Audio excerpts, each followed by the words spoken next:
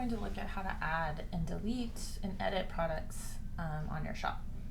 So for this particular website, I have a shop button here in the main navigation, but I have the actual shop down here not linked. And that's because on the actual shop page, I want it to be called the shop, but for the purposes of the header, I just want it to say shop, so I just created a little workaround. So depending on your website, it'll either be in the main navigation or not linked. All you have to do is look for the one that has the little cart, and that's how you'll know that's the one you need to click on.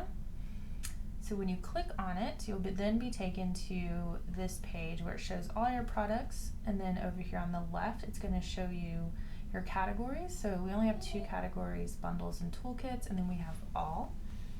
And then we have our settings, and then we have our plus, which is how we'll add a new product.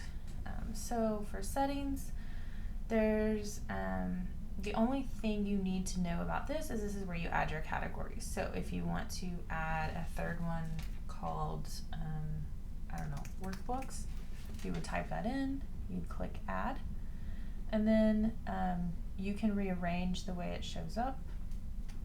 Well, I thought you could, but yeah, so you can rearrange the way it shows up because it automatically populates it at the top. Unlike the blog where we had to manually do it, the shop page will populate it at the top. So you can rearrange. You can also, okay, so there you can see I dragged it over to the right a little bit. So I created it as a subcategory underneath bundles. So if you really wanted to get technical, you can do that. So you just kind of drag it out, which it's a little finicky, but you can also edit. So it's going to give you the URL. You can enable the page visibility. If you don't want it to be one of those filters at the top, you can turn that off. So there's different things that you can do there with your categories. I recommend keeping it as simple as possible because the more you have, you can tend to confuse an outside person, and if you confuse them, you lose them. All right, so that's really all you need to know for that section. So we're going to close that. And then we're just going to go to our all page, and you're going to see all your products here. You can rearrange them, same thing. You drag your mouse over to the way left, and you'll see these little dots, and you can just kind of rearrange, drag, and do whatever you need to do. So there's also, when we set up your shop together, we decided how many products we want to cross. So for this particular example, we have 2. And that's because each one on the row corresponds to each other, but you'll probably see in your shop 3 or 4 just because it's a little bit easier with the padding and the margins and the way things work. So don't worry if your shop does not have 2 across, that's okay. So now we're going to talk about how to edit a product that's already there. So what I'm going to do is I'm going to go into this one called onboarding because this one is all set up ready to go, and so I'm going to show you what it looks like. So if I click on it, I go to the actual page and I can preview what everything looks like here. We've done some coding to get this button to appear up here so that it's not going below all this text so that you miss how to add to cart. And then these are what's called breadcrumbs. So if someone wants to go back to the main shop, they just click here. And then of course, here's your other product images. So how do we edit this? Say we have some updates to this text that we're no longer going to offer this survey question. And if you double click, you'll automatically go into edit mode of the actual design, not the product itself. So it's important to note that in the past we would go edit, and then now see it's going to give you 2 options, but let's just say edit design because that's where we were. This is not where you change the text. So if you notice, I double click it, all I'm doing is selecting it. I'm not getting any options to actually edit anything. So again, all I would be doing in this part is just changing colors and backgrounds and things like that. I wouldn't actually be changing photos or text or price or the download or any of that. So to do that, I have to go to edit product. And so you can do that by selecting this button if you're already in the edit design mode, or you can do this by clicking edit and then clicking edit product. Now, this is where you're gonna wanna do everything. So here's where your product name is, description. So I actually am not putting descriptions here because these descriptions are very long, and probably for most of your sites they're going to be long. So my guess is most of you won't have it in here, but if it is, then that's just because how it worked out in the design. But for here, we actually went into additional info, and this is where we added all our text. So this let us add long text. I could make it 2 columns if I wanted. I've gone ahead and set up spacers on the side so that it's not stretching so far across that your eyes can't read it. And then we've added a nice little spacer and a line at the bottom so that it has some space between the section of, we also recommend these products that auto-populates. So when you're in here, you can do other things. You could link something with this button. You could change the text. You could change the color, bold, italic. So you could do a couple different things. You could even add images. You could add, lines and social charts. You could add code. Like, you can really get fancy if you want. Okay. So if you wanted to, you would just go in here. You'd start typing or deleting whatever it is you need to do. Once you're done, you would click apply. Then we go down to the images. And so this is important. So if you need to delete an image, you'll just roll your mouse over and you'll see these 3 lines. That is where you can delete, edit metadata, and edit image. So for every image that I've uploaded, I have done the alternate text, which is found in the metadata. So you'll want to make sure if you do upload new images that you are including that metadata. I also make sure to only do square images. This is because you want them all to look the same, but it's also because if you ever get going on Facebook ads and you do a retargeting campaign, it really needs to pull those square images to make it sync across all those ad platforms. But for our featured image, that one's a little bit different. So that's the image that's going to show up on the Shop All page. However, for this particular shop, we wanted 2 across, but we didn't want them in this really ginormous padding and margin that had given us, so I had to alter the featured image so that it looks like it's a square image, but it's actually not.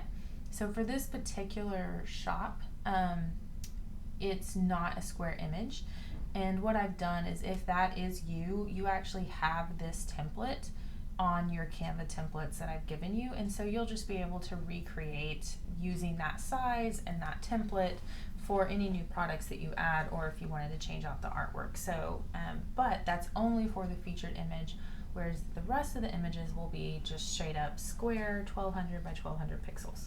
So very hopefully easy, but kind of our little workaround to make 2 images go across. If you have 3 or 4 images, you probably don't have to worry about this at all, and you're still just uploading a square, the exact same image as one of these.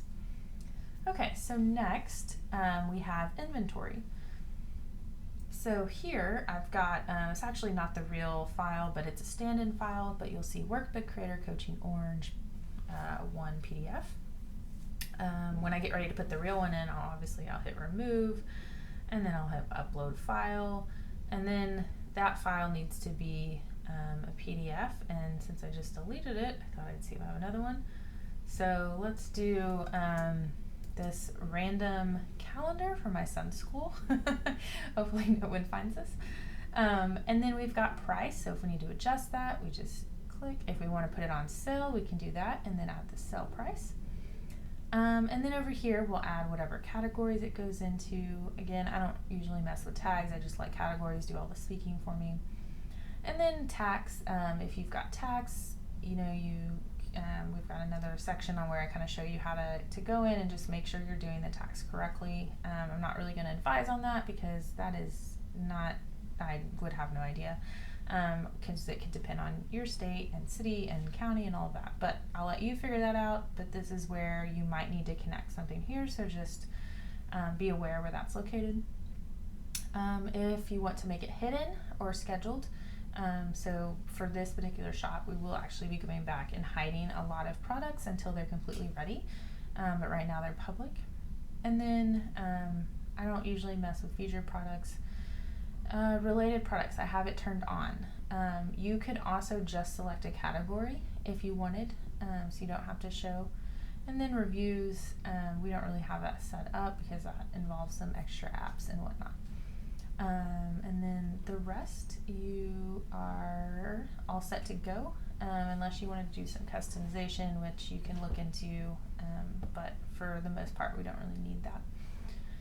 All right, so we've got details, images, inventory. I will hit on that, I guess. We talked about that's where we upload it because this is a downloadable thing. So this is, you're going on, you're buying this workbook, and then it's immediately downloading. So Squarespace is going to take care of that for you. So we don't have inventory because it's as many downloads as possible. But if you're doing an actual product and we chose to go with Squarespace, then we would have this product set up a little bit differently, and there would be inventory to keep track of. I usually don't recommend Squarespace if we're doing a type of business where we actually would have inventories, but if that happens, it's pretty easy to figure out. So, all right, we're gonna hit save. This is what it looks like now that it's ready to go. And then if you want to add a new item, what we'll do is we'll go and we'll hit this plus sign. And this is where this is what I was talking about, digital download. I selected digital download, obviously, and so there was an inventory to keep track of. But you might have a physical product, and so then you would have that option for shipping, for physical inventory, all of that. But again, since I don't usually recommend Squarespace for that, I'm not going to go into that. So we're just going to look at digital download. So you're going to click that. You're going to start all over again. You can do your product name. Again, don't enter description here.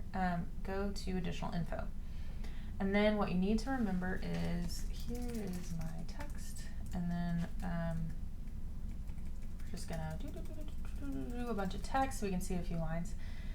We have to add these spacers. So you're going to go with that plus sign. You're going to hit the spacer. If you've watched the blog, then you know kind of what I'm talking about, where you have to drag it to the side and kind of pull it in. And then you can adjust it. And I adjust it to the smallest one. Then I hit the plus again. I hit spacer. I'm going to drag it over to the other side. Whoop, but I want it on the side. And then I pull it in just a little bit so that I'm just getting the text. And then I go as far as over it'll go, and there we go. So then I usually like to add one more at the bottom, and then after that spacer I add a line, and there we go. Now I've added my additional info.